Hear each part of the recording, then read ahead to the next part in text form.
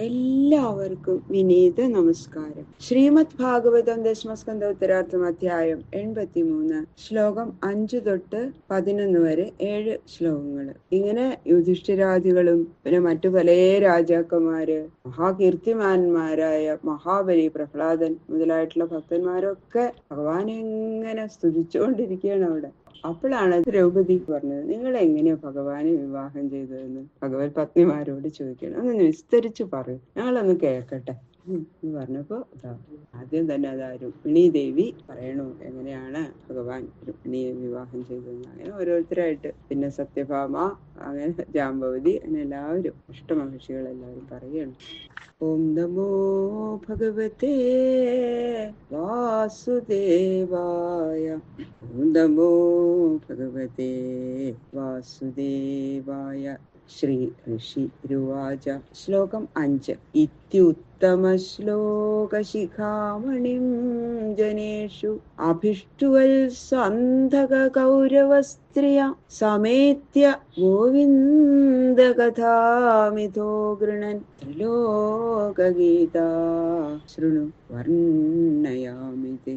ഋഷി പറയാണ്, യുധിഷ്ഠിരാദികളെ എന്ന പോലെ മറ്റു പല രാജാക്കന്മാരും സാധാരണക്കാരും മഹാകീർത്തിമാന്മാരായ മഹാബലി, പ്രഹ്ലാദൻ മുതലായിട്ടുള്ള ഭക്തന്മാരും സ്തോത്ര നമസ്കാരാദികൾ ചെയ്തുകൊണ്ടിരിക്കുമ്പോ വൃഷ്ണികളുടെയും കൗരവന്മാരുടെയും സ്ത്രീകൾ ഒന്നിച്ചു ചേർന്ന് യാതൊരു കഥകൾ കീർത്തിച്ചു കൊണ്ടിരിക്കുന്നുവോ, 3 ലോകങ്ങളിലും ഗാനം ചെയ്യപ്പെടുന്ന ആ കഥകള് ഹേ നൃപ, ഞാൻ അങ്ങയോട് പറഞ്ഞു തരാം, കേട്ടോളൂ എന്ന് ശ്രീ സുഖബ്രഹ്മർഷി പരീക്ഷിത് മഹാരാജാവിനോട് പറയണം. ദ്രൗപദി ഉവാച.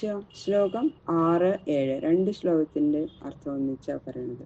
ഹേ വൈദർഭ്യച്യുതോ ഭദ്രേ, ഹേ ജാംബവതി കൗസലേ, ഹേ സത്യഭാമേ കാളിന്ദി ശൈബ്യേ രോഹിണി ലക്ഷ്മണേ, ഹേ കൃഷ്ണപത്ന്യേതൊന്നോ ബ്രൂതവോ ഭഗവാൻ സ്വയം ഉപയേമേ യഥാലോകം അനുകുറുവൻ സ്വമായയാ.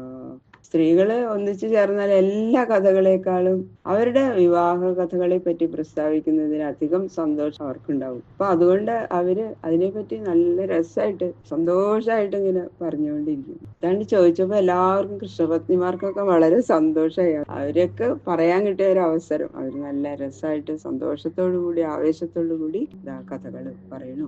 പാഞ്ചാലി പറയണ, ഹേ രുക്മിണി, ഹേ ഭദ്രേ, ഹേ ജാംബവതി, ഹേ സത്യേ, ഹേ സത്യഭാമേ, ഹേ കാളിന്ദി, ഹേ മിത്രവിന്ദേ, ഹേ രോഹിണി, ഹേ ലക്ഷ്മണേ, ഹേ കൃഷ്ണപത്നികളെ.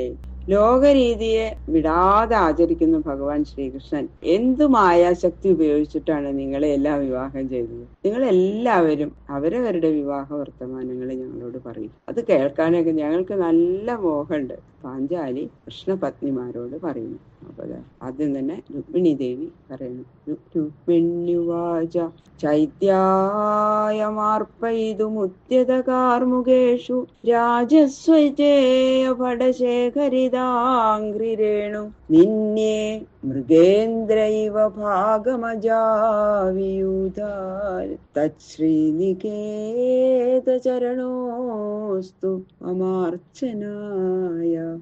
ദേവി പറയണം, എന്നെ ശിശുപാലന് കൊടുക്കണമെന്ന അഭിപ്രായത്തോടെ ആ ശിശുപാലന്റെ കൂട്ടുകാരായിട്ടുള്ള ജരാസന്ധൻ മുതലായിട്ടുള്ള രാജാക്കന്മാര് അവരുടെ വില്ലുകൾ പൊക്കി നിൽക്കുമ്പോ ആരാലും ജയിക്കപ്പെടാൻ കഴിയാത്ത ഭടന്മാരുടെ മുക്കുട്ടഭൂഷണമായിരിക്കുന്ന പാദരേണുക്കളോടുകൂടിയ ഭഗവാൻ ശ്രീകൃഷ്ണൻ ആട്ടിൻകൂട്ടത്തിൽ നിന്ന് തന്റെ ഭാഗത്തെ സിംഹം സ്വീകരിക്കുന്ന പോലെ ഒരു പ്രയാസം കൂടാതെ ആ ഭഗവാന്റെ അവകാശമായ എന്നെ അപഹരിച്ചു കൊണ്ടുവരികയാണ് ഉണ്ടായത്.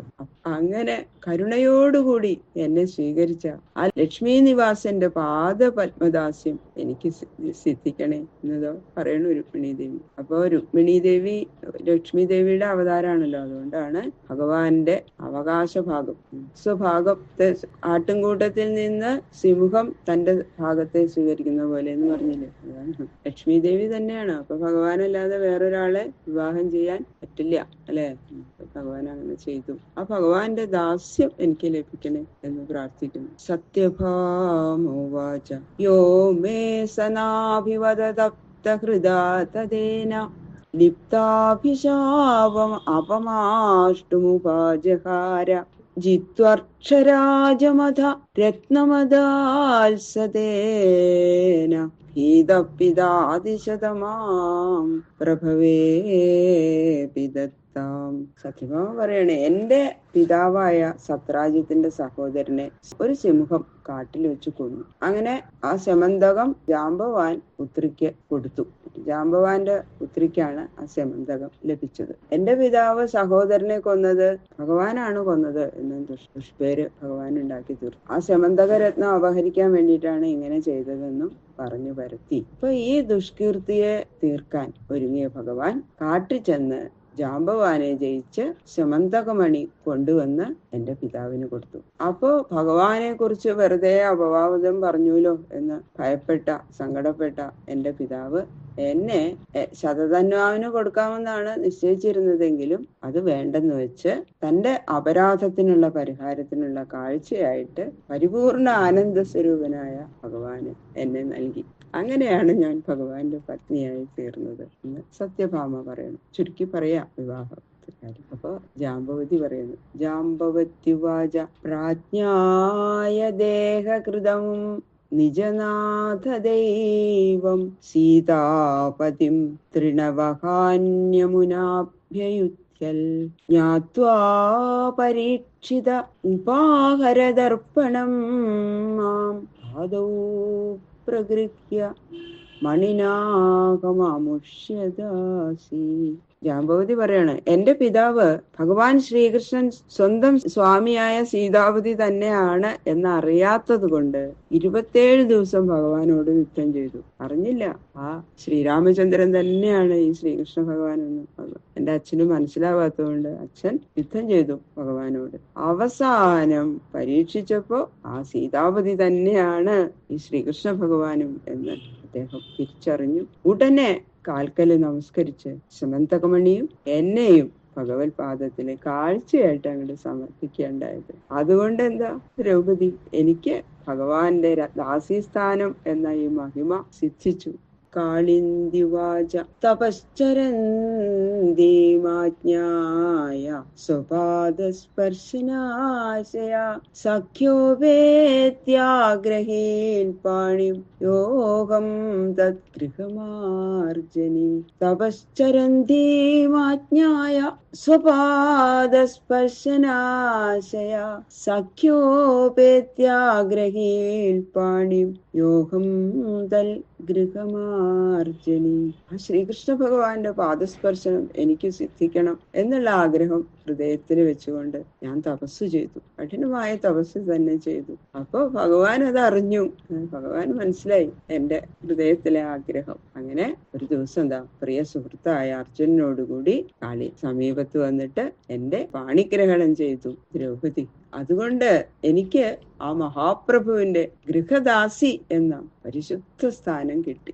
വളരെ സന്തോഷത്തോടു കൂടി ജാമ്പവതി പറയുന്നു. ബാക്കിയുള്ള ശ്ലോകങ്ങള് നാളെ നോക്കാം. സർവത്ര ഗോവിന്ദ നാമ സങ്കീർത്തനം. ഗോവിന്ദ ഗോവിന്ദ ഗോവിന്ദ.